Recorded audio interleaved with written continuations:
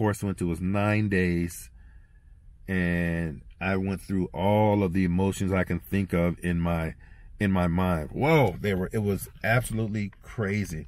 Some of the things that we learned and about myself.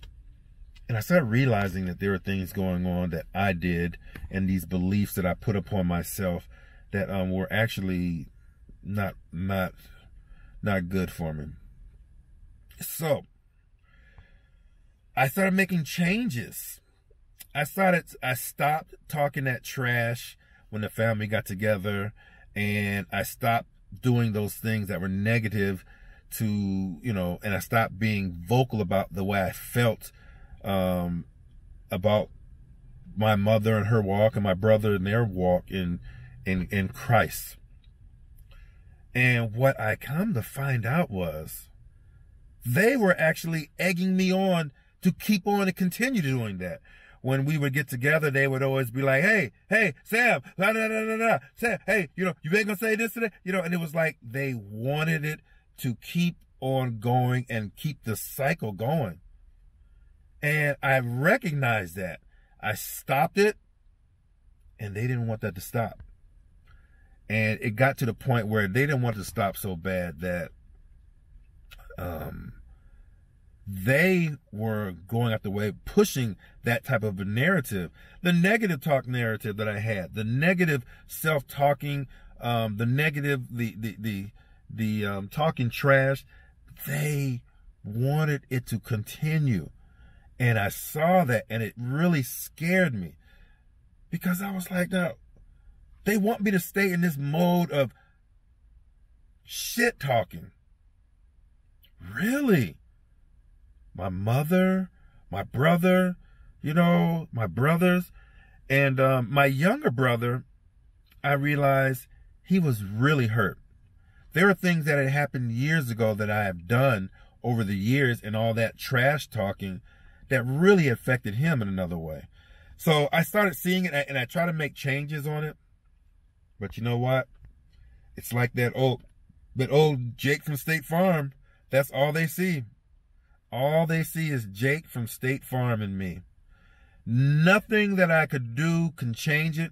And in their world, there probably is nothing that I ever am going to do to change it. I'm still going to be Jake from State Farm. Still going to be that guy from that Snickers commercial that I remember. Or that guy from that Coca-Cola commercial. They'll never see the change. And it really is really hurtful. I sit back and I watched my family dynamic disintegrate, because I pulled myself out of it. And I just basically got a chance to pull back and look at my family from the outside in, and my Lord, it's horrible.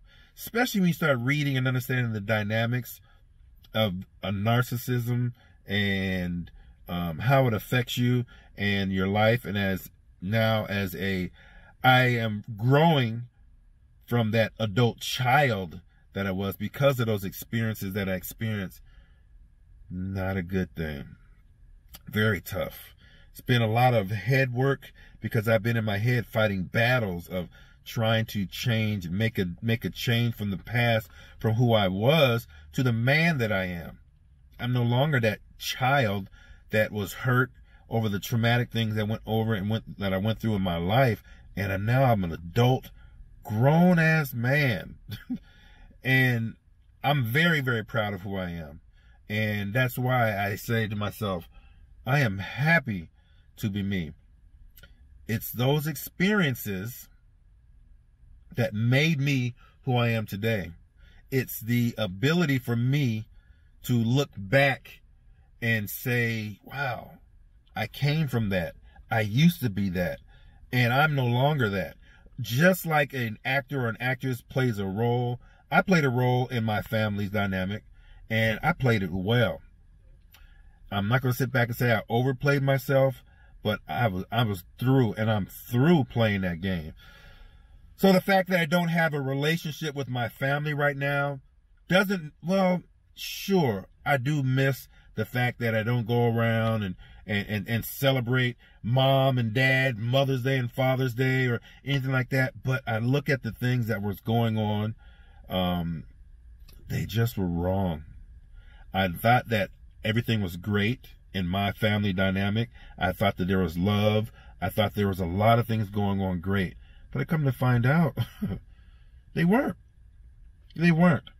And that's a very, very hurtful thing. When you get the ability to pull yourself back from your situation, whether it's in your marriage, whether it's in a relation with your children or your family, similar to myself, and you look back and you see them, and all you can get and all you feel is pity.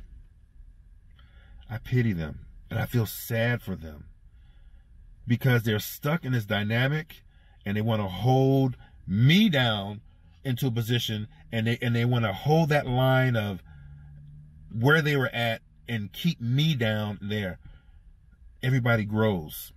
Maybe not everybody, but I've grown from that situation, and I knew and I know that they were wrong. I can't apologize anymore. I can't say I'm sorry because they want to hold me in that position of who I used to be. I'll give you an example.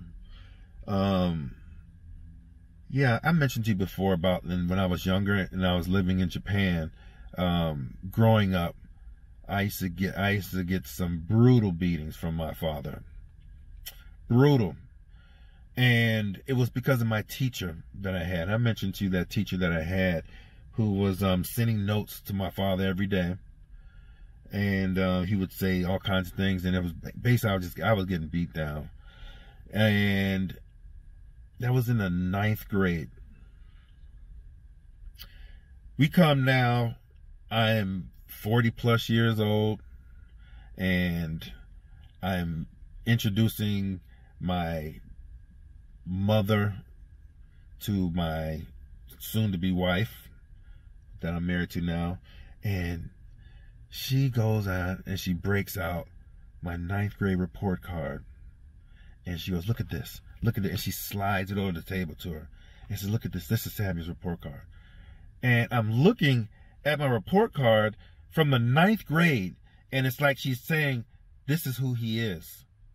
This is who he is. And let me tell you, not only was I embarrassed, that hurt me to sit back and go that she's trying to put me back in that box from when I was in the 9th grade. I was 40 plus years old and still holding on to those things. She still was pushing the narrative that I was Jake from State Farm. Man, horrible, horrible stuff. And you know, you don't think nothing about it, and it really didn't necessarily hurt me or affect me then, even as much as it blows me away even more so now that I'm saying it. And I hadn't even talked about that or even thought about that until now. But saying it now and reflecting on it now, my Lord, it's tough. It's a tough situation, and I am so glad, and I am happy to be me, and I'm glad, and I'm happy that I'm away from that whole process, man. Anyway, it's Friday. My grandbaby, I'm going to see her today for the last day before she goes back to Korea. I love you so. Oh, my goodness. Indiana, I am so proud of you. Ju Young, my son-in-law, let me tell you something. There is not a better feeling in the world to see your child with a great partner. To see your child with a great partner and have and raise a beautiful child together is absolutely beautiful and wonderful. It makes your heart just, you know, it makes me personally want to be a better man because I see the things that, at least my part that I've done to instill into her. She's picked the right partner. She's made the right choice. She's made the right decisions as far as a partner, and we still have a love for each other, regardless of things that may or may not have passed on in their life, in their upbringing. You know, it's just a great feeling. It's just an absolutely great feeling. And I'm going to see my baby grand soul today. She is such a cutie. Maybe I don't know. I think I was going to put a picture up here, but I don't know. Anyway, it's bad enough that I'm sitting there talking about these things after a radiation therapy session. Because, as I've said, there is nothing as life-changing as a cancer diagnosis in your life. I don't think so. Because the first thing you start thinking about is, how much time do I got? Am I going to die? Oh my gosh, how much time? I'm dying. I'm to the point right now where I'm actually, just like everything else, this is one of those things that are part of my testimony, where I sit back and go, hey, I'm glad it happened because it gave me some perspective in a whole other way, in particular with eating and food and taking care of my body a whole lot more different than I had before. I've been abusing it. I used to joke with one of my friends. Well, he used to joke with me when we were younger. John Hurt. We were stationed in Tokyo together, and we would talk about eating food. He said, "Yeah, man, he's going home. Because we used to always barbecue and do things for the post office. He worked in the post office, and we would be the ones who marinate the food and cook and barbecue and hit the grills, and it used to be so much fun."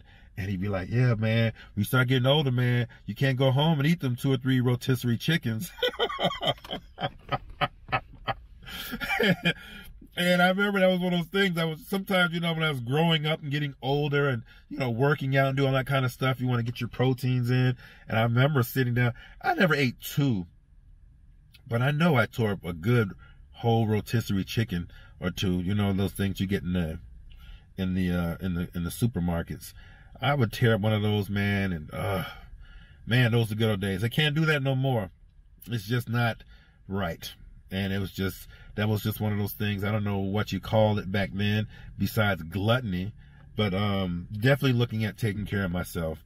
And when I looked at the videos, I saw all of the I'm not gonna say the double chin, but right here in this little video screen right here, I look cool. I'm like, hey, but then when I sit back and I look at this thing on screen, and then I figure how you'll probably be seeing this, oh my gosh, I see all the outbreaks of my skin and my hairs. And it's 6 something in the morning right now, so why am I worried about all that stuff? Why? I don't know. It is what it is, excuse me. So happy Friday to you. God bless you. And I am out. All right, take care. Peace. Sammy D.